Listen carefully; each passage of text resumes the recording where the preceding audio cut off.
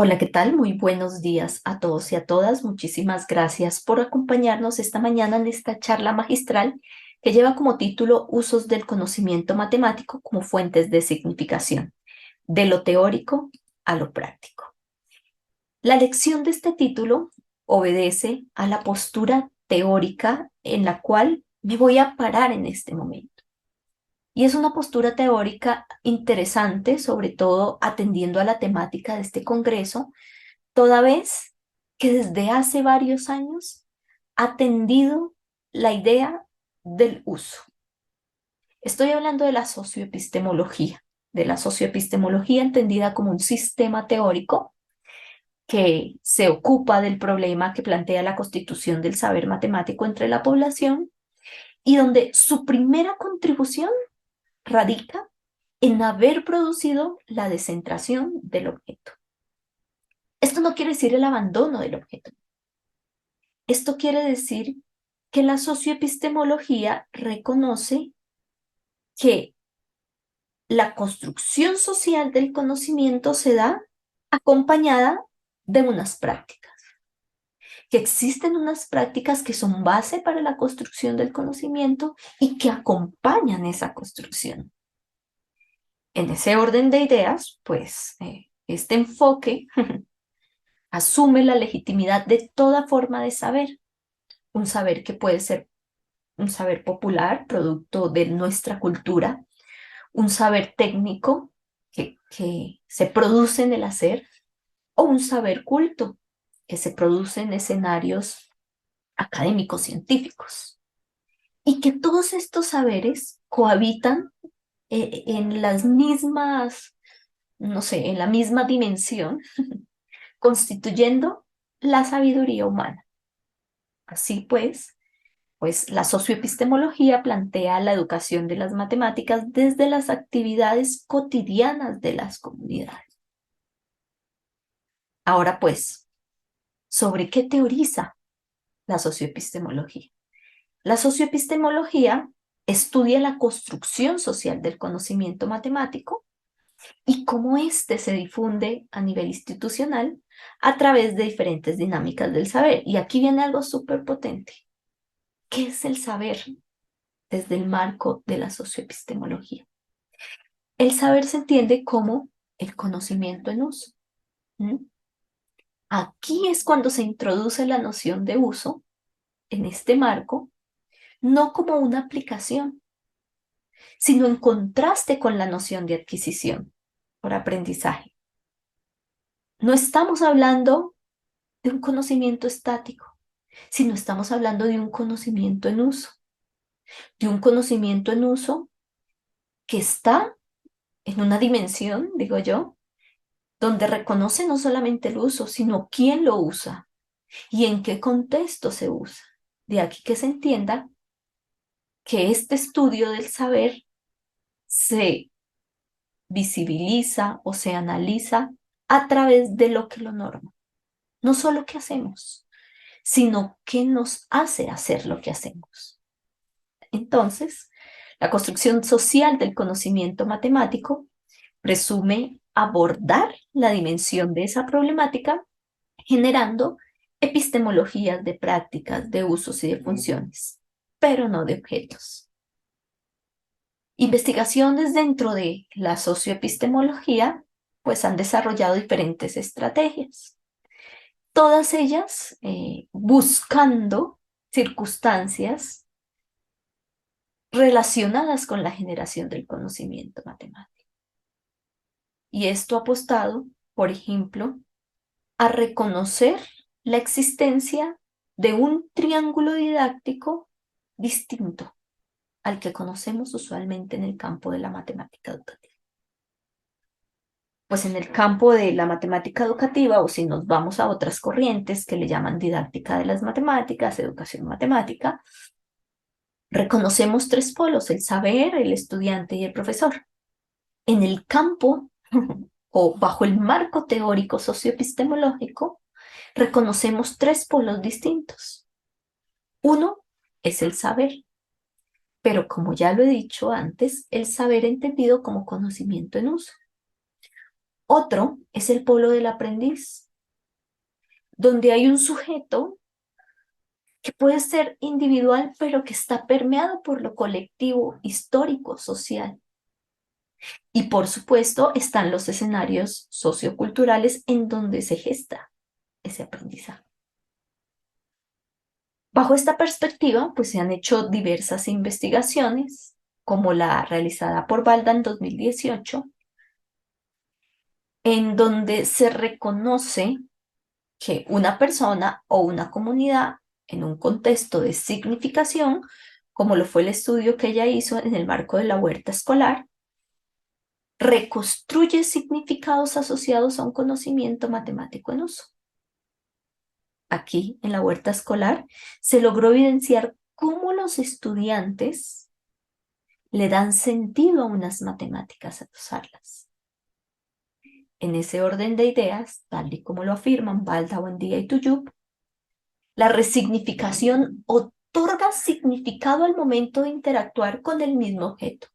En el caso de la huerta escolar, la relación con el objeto matemático era la proporcionalidad. Y los niños interactuaban con esta idea de lo proporcional, es decir, la proporcionalidad en uso, interactuaban en diferentes tareas, que aquí reconocemos como situaciones. Y eso le permitía no solamente darle un significado a la proporcionalidad, sino resignificarla en las diferentes situaciones. Es decir, estamos hablando de un uso que no es estático. Un proceso de construcción en el que la base de significación es el uso. Aquí hay un ejemplo de la investigación de Balda, donde claramente se logran evidenciar algunos asuntos relacionados con la proporcionalidad.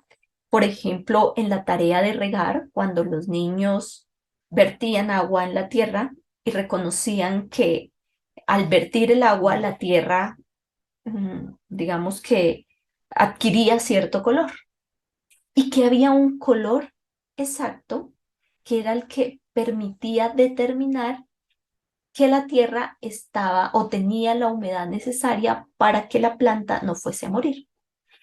Ese color dependía o relacionaba la cantidad de agua con la cantidad de tierra.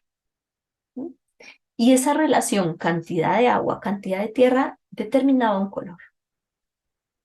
Entonces decían los niños, entre más agua, la tierra es más oscura.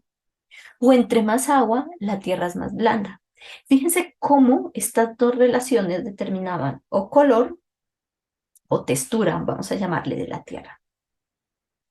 Aquí surgió con los niños una intencionalidad explícita en la cual se lograba identificar relaciones entre magnitudes de diferente naturaleza, agua, tierra, para obtener una medida ideal. Es lo que nosotros en el campo de las matemáticas reconocemos como la constante de proporcionalidad. Fíjense cómo hay relaciones cualitativas que permiten o que evidencian el desarrollo de lo proporcional en un contexto como estos.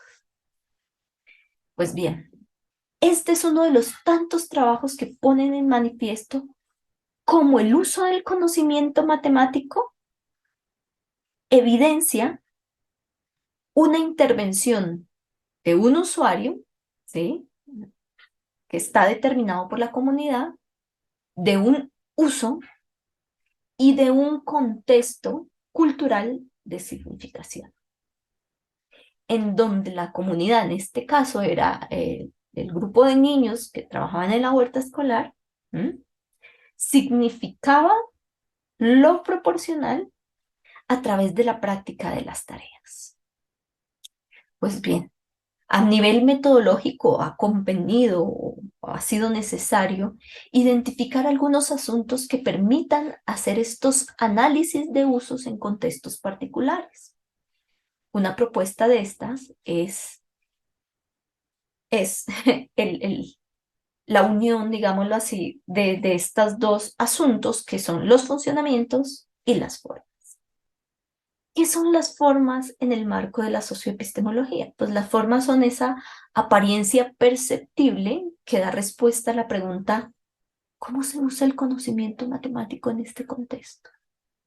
Y en la cual pueden surgir respuestas como, bueno, acá se argumenta, acá se calcula, acá se visualiza, pero no solamente estamos hablando de las formas, estamos hablando también de los funcionamientos y los funcionamientos obedecen a ese para qué se usa el conocimiento matemático, por qué o el por qué. Pues bien, este pasaje del conocimiento al saber reconoce que el conocimiento entonces es la información sin uso y el saber es la acción deliberada para hacer del conocimiento un objeto útil frente a una situación problemática. De donde se deduce que el aprendizaje es una manifestación de la evolución del conocimiento en saber, por lo que el aprendizaje consiste en dar respuesta correcta antes de la situación concreta. Y esto nos ha llevado, en el marco de la socioepistemología, a preguntarnos cómo podrían ser las clases de matemáticas. Y existen también muchas discusiones en torno a esto. No existe una receta mágica, no la hay, pero sí estos principios que acompañan, van de la mano con la teoría, nos han permitido, por ejemplo, pensar que deberíamos hablar, entre otras cosas, en el aula, de desarrollar el pensamiento matemático a través de prácticas. Debemos pensar en reconocer toda forma de saber dentro del aula, en pensar que debemos permitir un tránsito entre las matemáticas que están fuera del aula y las que están dentro, un tránsito permanente. Es decir, romper con esas paredes imaginarias que hacen que lo que enseñe en el aula sea exclusivamente para el aula. Y además, pensar que es el hombre el que hace las matemáticas y no considerar solamente esa producción matemática final lograda. ¿Cómo deberían ser las clases de matemáticas? ¿Qué métodos? ¿Qué principios? ¿Cómo puede ser una propuesta fundamentada bajo los principios de este marco teórico robusto? ¿Cómo rediseñar ese discurso matemático escolar que durante años se ha caracterizado, como lo dice Daniela Soto, por ser lineal, por carecer de marcos de referencia, por ser utilitario, entre tantas cosas? Bueno, entre varias de las discusiones que se han dado, hemos pensado que implica cambiar lo que es, no solo lo que estamos enseñando, perdón, no solo cómo lo estamos enseñando, sino también pensar en lo que estamos enseñando y pensar en qué nos vamos a centrar y por qué eso y no otra cosa. Implica un empoderamiento docente que por estos días también habrán escuchado a la doctora Daniela Reyes y ella habla de ese tema mucho. Esto implica un cambio de relación de nosotros con los objetos matemáticos, implica problematizar los contenidos de la escuela, implica preguntarse acerca de las diferentes fuentes de significación para el saber matemático, las cuales sin lugar a dudas, no sé, van más allá de la matemática misma. Ahora bien, Cantoral, Montiel y Reyes Gasperini comentan que se ofrecen entonces nuevas formas de interacción en el aula, ¿verdad? Donde los profesores y estudiantes asumen roles distintos y nuevas responsabilidades y se logra que el estudiante pues se apropie de lo que hace y que reconozca que no se trata de ser bueno o malo en matemáticas, no estamos hablando de eso, sino de participar, de hacer matemáticas, de reconocer que quizá en un aula de clase yo puedo decir, la respuesta me dio 5, Y otro niño puede decir, no, a mí me dio 6. Y yo como maestra diga, "Mm, ambos pueden estar bien. Dime tú qué pensaste para que te diera así".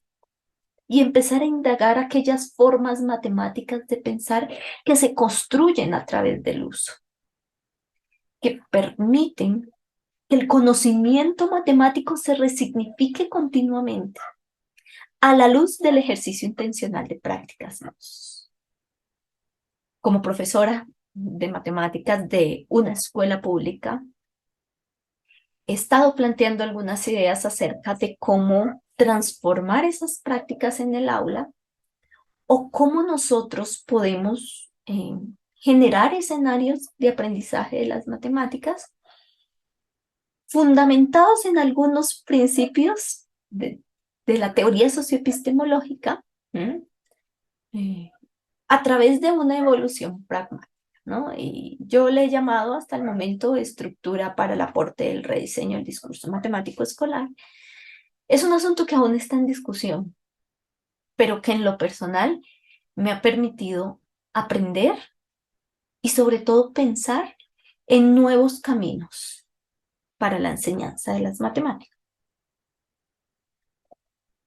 Y parto diciendo que el discurso matemático escolar ya lo ha caracterizado Daniela Soto, a quien también escucharán mañana, pero que además nos ha permitido durante mucho tiempo en la historia de los profesores de matemáticas tener una identidad. Casi siempre preguntamos a las personas cómo es un profesor de matemáticas y nos responde, es aquel que llega, da una definición, propone ejercicios, explica aplicaciones y luego propone más ejercicios. ¿Y qué pasa si rompemos con esa forma como enseñamos matemáticas en las escuelas? Y pensamos que como profesores necesitamos primero cambiar esa relación con el objeto matemático. ¿Qué me ha pasado a mí o qué he hecho últimamente?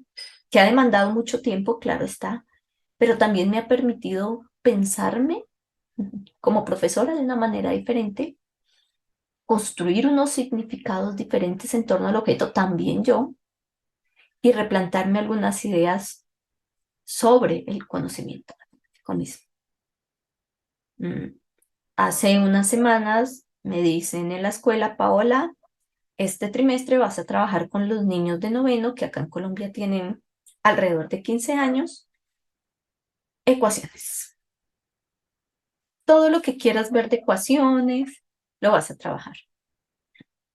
Sí, llevo varios años en el aula, pero decidí pensar que este era mi primer año. Y entonces me fui a buscar, como si no conociera el mismo objeto matemático, que decían, que se decía sobre el objeto matemático. Es decir, que reportaban las investigaciones en torno a los obstáculos, los tipos de problemas y las formas de razonamiento frente a las situaciones propuestas en el trabajo de las ecuaciones. Es decir, asuntos de tipo cognitivo, ¿m?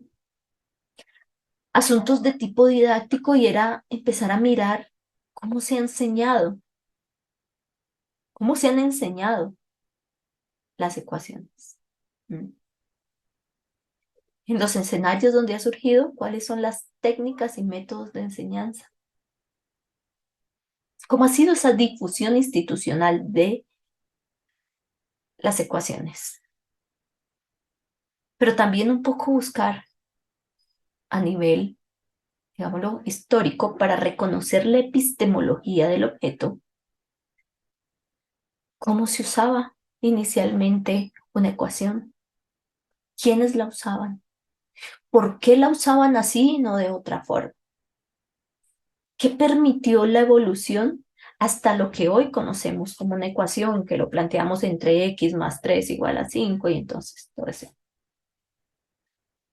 Lograr identificar cómo los libros de texto involucran o trabajan las ecuaciones. Lograr identificar cómo en ese recorrido histórico las personas en diferentes culturas tenían unas prácticas que permanecen, yo voy a decir, prácticas invariantes.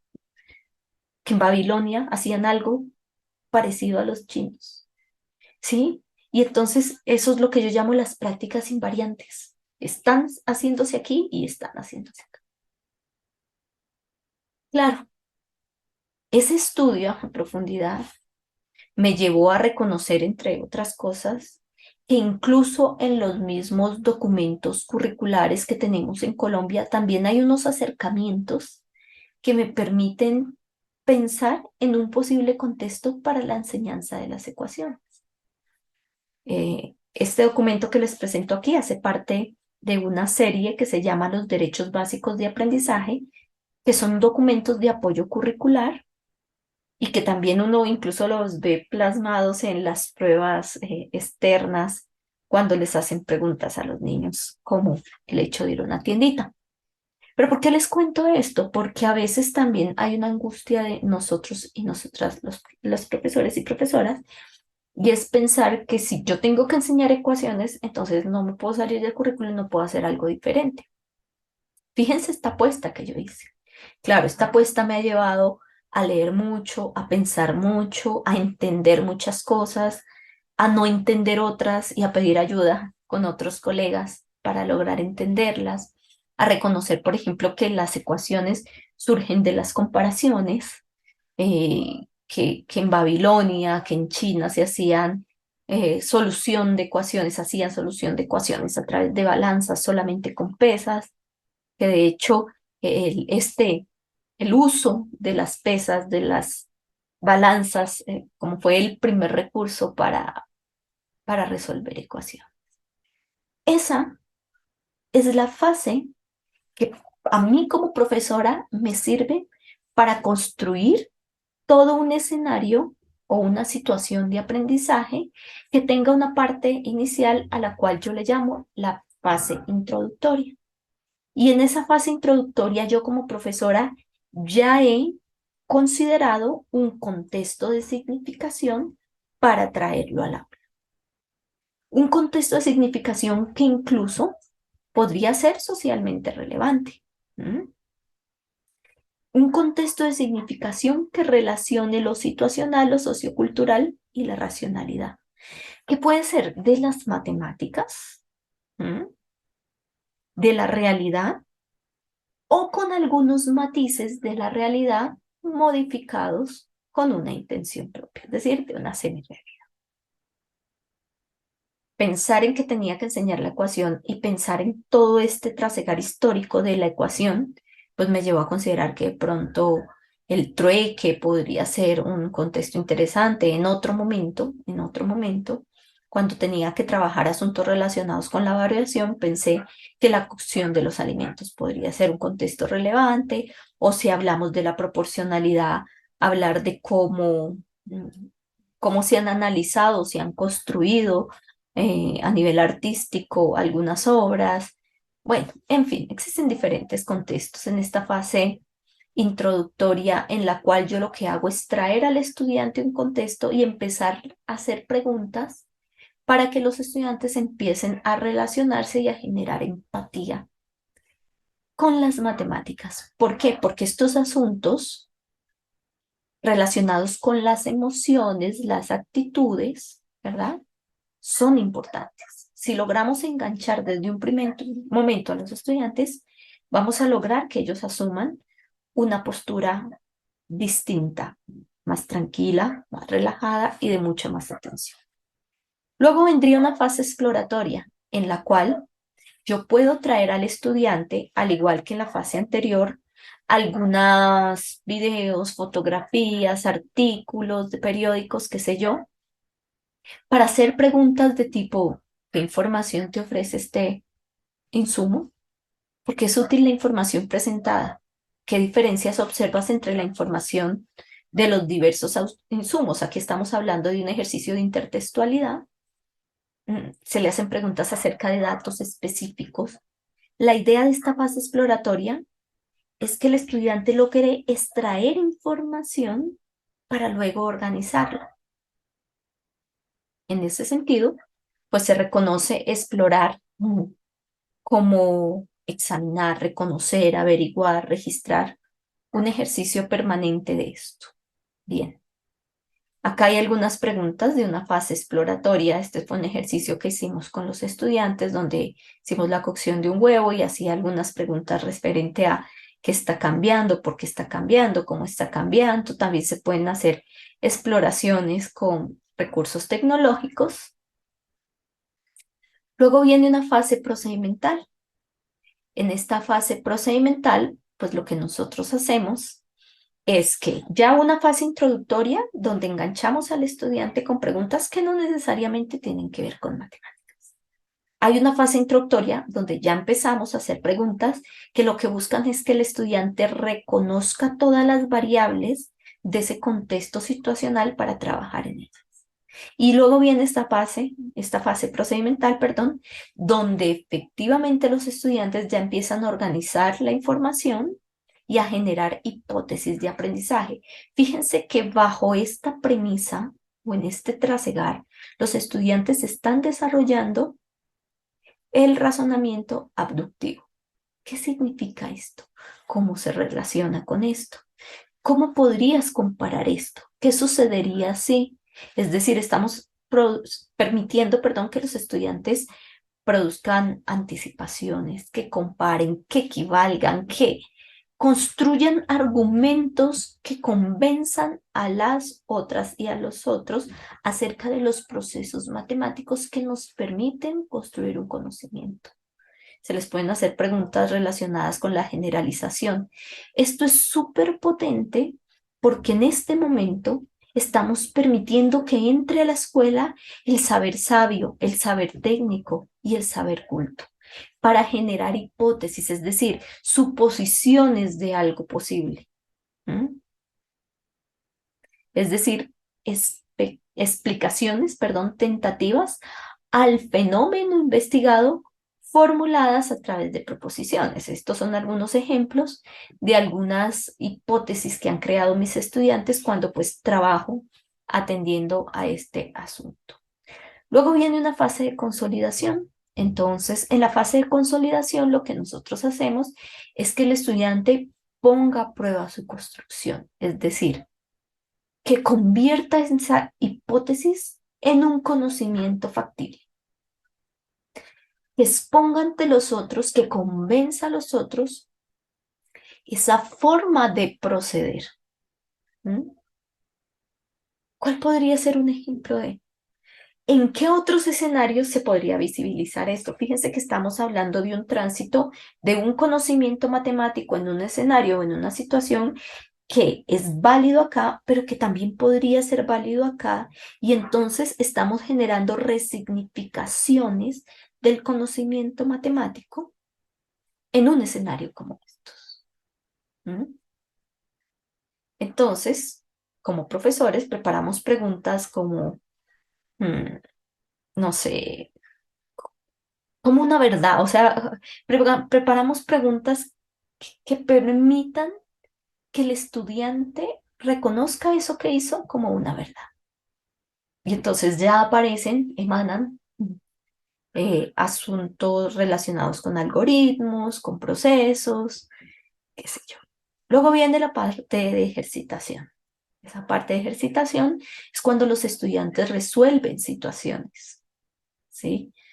Y cuando los estudiantes usan ese conocimiento que en algún momento fue hipótesis, pero ya es avalado por la comunidad, ¿sí? Para lograr replicarlo en otros escenarios. Y lograr replicarlo implica, sí, hacer ejercicios, sí, utilizar técnicas, estrategias, métodos, hacer competencias con juegos, con diferentes recursos, qué sé yo. Y hay una parte súper importante de este proceso que podría resultar la fase final, que es el proceso de la autoevaluación. Bueno, ¿y tú qué aprendiste? ¿Y por qué crees que es importante lo aprendido? Y este proceso no es date una nota, es cuéntanos qué pasó. Y alguien se preguntará, bueno, pero esta es la última forma, la única, perdón, forma de evaluar este proceso. Pues no, pues no. Este proceso demanda de un seguimiento del profesor o la profesora permanente, es decir, la estrategia de evaluación debe ser formativa. Y la estrategia de evaluación formativa se da de manera continua, en la búsqueda de la interpretación que ponga en evidencia el logro de los estudiantes o que ponga en evidencia en qué momento los estudiantes se quedaron atascados para proponerles acciones o preguntas particulares intencionales dentro de un contexto de significación creado en este marco para que el estudiante se desatasque. ¿Qué entiendes por qué te lleva a hacer lo que haces? ¿Por qué lo hiciste así? ¿Verdad? Pero estos asuntos de la enseñanza de las matemáticas son delicados, toda vez que implican, digo yo, que como profesores y profesoras nos ubiquemos no solamente dentro de una postura teórica, sino que reconozcamos los principios de una postura con la cual nos identifiquemos para hacer propuestas, pero que, digo yo, me gusta utilizar este término, un poco coqueteemos, ¿m?, con otros asuntos teóricos que permitan robustecer nuestras propuestas.